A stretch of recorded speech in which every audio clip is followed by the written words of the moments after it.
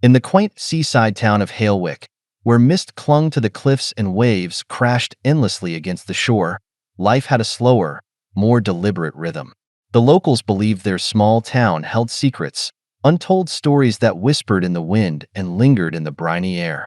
Clara Rowan, a quiet woman in her late 20s, had recently returned to this enigmatic town after years of living in the city. Once a poet of modest success, Clara had come back to rediscover herself amidst the tranquility of the ocean, but also, unbeknownst to her, to encounter something she could neither predict nor prepare for. One evening, as Clara sat alone at the edge of a rocky cliff, jotting down verses in her tattered notebook, she noticed a figure watching her from the shadows. Startled, she glanced up, her gaze meeting that of a tall, solitary man who seemed as much a part of the landscape as the cliffs themselves. His eyes, deep and stormy, held hers for an uncomfortable moment, then softened, almost imperceptibly. He approached with a gentle stride, his footsteps almost silent on the gravelly path, and as he drew nearer, Clara realized he bore a curious resemblance to the old portraits hanging in the local tavern. But that was impossible.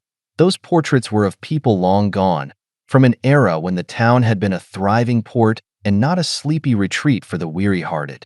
"Evening," he greeted, his voice low and velvety, tinged with a mysterious accent. "Hello," she managed to respond, feeling an unexplainable draw toward this man. Her instinct should have warned her to be cautious, yet she found herself strangely calm in his presence. "I don't mean to intrude," he continued, noticing her apprehension, "but I saw you here, night after night, lost in your words. I am Ezra." "Clara," she said, the name escaping her lips almost involuntarily. For a fleeting moment, she felt she knew him, or rather, recognized him, though her mind protested the absurdity of it. What followed was a quiet conversation that rippled with undercurrents of mystery, as if every word they shared held layers of unspoken meaning. The next day, Clara found herself wandering back to the cliffs, unable to resist the magnetic pull toward the spot where she had met Ezra. She had scarcely arrived when she heard his voice behind her. "Clara," he greeted, his tone smooth, as if they'd known each other for a lifetime. "I was hoping you'd return." Clara felt her pulse quicken. "I don't know why I came back, but something about last night has been on my mind." Ezra's lips curled into a faint smile, one that seemed to conceal entire worlds. "This town," he began, "is full of mysteries. Some are meant to be uncovered, and some are best left untouched. What is it that you seek here, Clara?" The question took her by surprise, but she found herself answering as if compelled by forces she couldn't understand. "Peace. Meaning, perhaps. I thought I would find it in the city, but I was wrong." Ezra nodded, his gaze thoughtful. "Sometimes what we seek lies buried, waiting for us to look inward, to face truths we've hidden from ourselves." His words resonated with Clara, as if they spoke to her own unvoiced fears and hopes. They spent the evening talking about life, loss, art, and the allure of the unknown.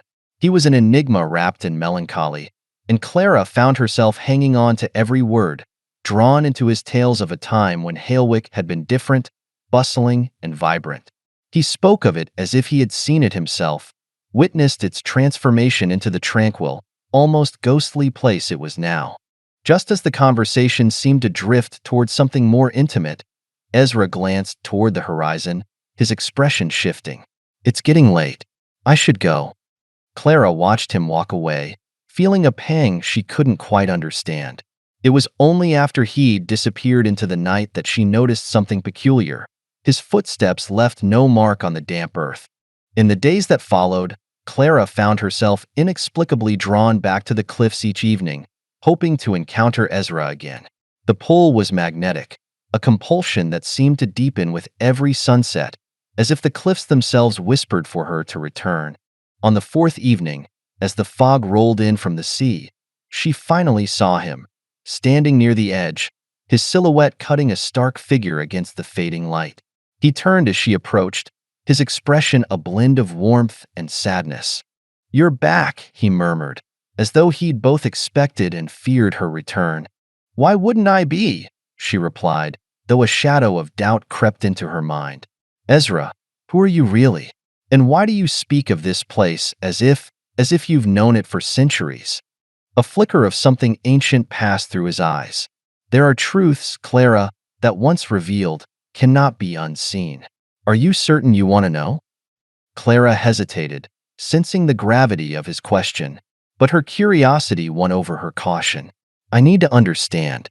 I feel like there's something here I'm meant to find, or maybe remember.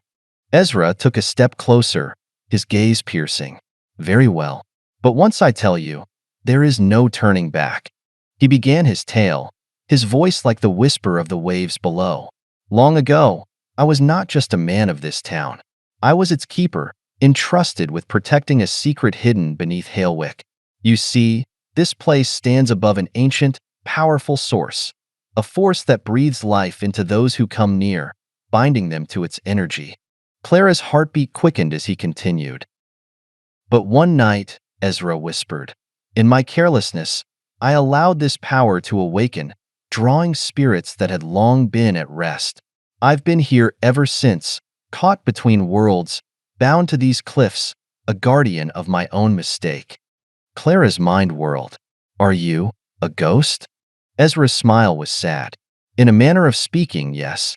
I exist between the realms, unable to truly leave, yet not entirely a part of your world. A chill ran through her, but beneath the fear, Clara felt a deep sorrow, a loneliness that mirrored her own.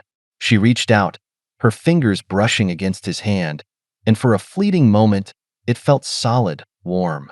But just as quickly, it dissolved, like mist between her fingers. Clara's touch lingered in the air as Ezra faded, his form dissipating like smoke, leaving her alone beneath the vast, indifferent sky. She stared at her hand, the memory of his warmth lingering on her fingertips, a sensation both surreal and hauntingly real. Determined to learn more, Clara spent the following days diving into the history of Halewick. She scoured old records, dusty books, and whispered tales from the town's elders. The deeper she delved, the more she uncovered hints of an ancient pact made generations ago, a binding oath meant to contain the mysterious power beneath the cliffs. It was said that the one entrusted as guardian could never leave, condemned to remain a silent protector.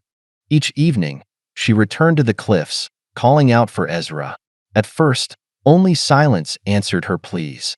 But on the seventh night, he appeared again, drawn to her presence like the tide to the shore.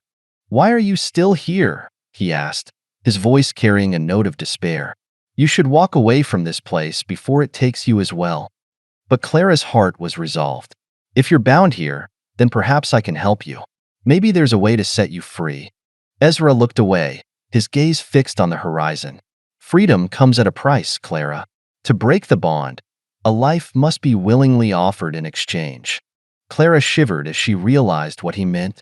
She could feel the pull of the cliffs, as though they whispered to her, calling her to join their eternal vigil. It would be so easy to surrender, to stay with Ezra, bound by love and tragedy. Yet, a deeper instinct stirred within her. She remembered her own life, the friends, family, and passions that awaited her beyond these haunting cliffs. She could not sacrifice herself, not yet, but neither could she abandon him to this endless limbo. Clara took a step back, feeling the weight of her decision settling on her heart. I can't stay, Ezra, but I promise I'll find a way to break this curse. I'll return and set you free. He nodded, though his face was etched with a sorrow that pierced her soul. Then go, Clara. Live your life.